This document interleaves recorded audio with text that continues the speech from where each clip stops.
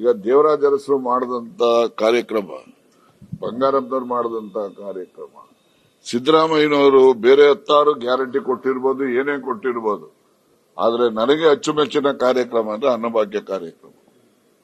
ಅನ್ನಭಾಗ್ಯ ಕಾರ್ಯಕ್ರಮ ಎಷ್ಟು ಮಟ್ಟಿನ ಒಂದು ಪರಿಣಾಮ ಬೀರಿದೆ ಅಂದ್ರೆ ಸತ್ಪರಿಣಾಮ.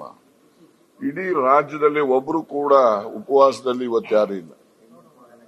ನಾನು ಹಳ್ಳಿಗಾಡಿನಿಂದ ಬಂದಿರೋ, ಒಂದು ಕುಗ್ರಾಮದಿಂದ ಬಂದಿರ್ತಕ್ಕಂಥ, ನಾನೇ ಖುದ್ದಾಗಿ ನೋಡಿದ್ದೀನಿ. ಹಳ್ಳಿಗಳಲ್ಲಿ ಪಾಪ ಹೆಣ್ಮಕ್ಳು ಮೊದಲು ಮಕ್ಳಿಗೆ ಊಟ ಹಾಕ್ಸೋರು, ಏನಿದೆ ಅದರಲ್ಲೇ ಮಕ್ಳಿಗೆ ಹಂಚೋರು, ಅದಾದ್ಮೇಲೆ ಗಂಡಿಗೆ ಹಂಚೋರು. ಈ ಅಮ್ಮನಿಗೆ ಏನು ಉಳಿಲಿಲ್ಲ ಅಂದ್ರೆ ಬರೀ ನೀರು ಕುಡಿದು ಮಲ್ಕೊಳ್ತಾರೆ ಹೆಣ್ಮಕ್ಳು. ಅದನ್ನ ನಾವು ಕಣ್ಣಾರೆ ನೋಡಿದೀವಿ.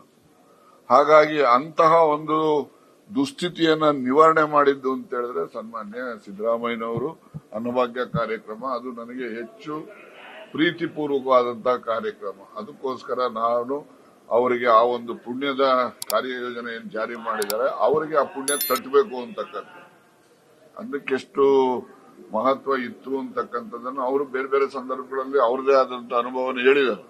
ಆದ್ರೆ ನನ್ನ ಅನುಭವ, ಬಹಳಷ್ಟು ಜನ ಉಪವಾಸ ಇದ್ದಂತ ಕುಟುಂಬಗಳನ್ನ ನೋಡಿದ ಹಿನ್ನೆಲೆಯಲ್ಲಿ ಈ ಮಾತುಗಳನ್ನ ಹೇಳಿ ಅವರಿಗೆ ಇನ್ನೂ ಶ್ರೇಯಸ್ಸು, ಆ ಪುಣ್ಯ ಅವರಿಗೆ ದೊರಕಲಿ ಇನ್ನು ಮುಂದಿನ ದಿನಗಳಲ್ಲಿ ಅಂತ ಹೇಳಿ ನಾನು ಆಶಯವನ್ನ ವ್ಯಕ್ತಪಡಿಸ್ತೇನೆ.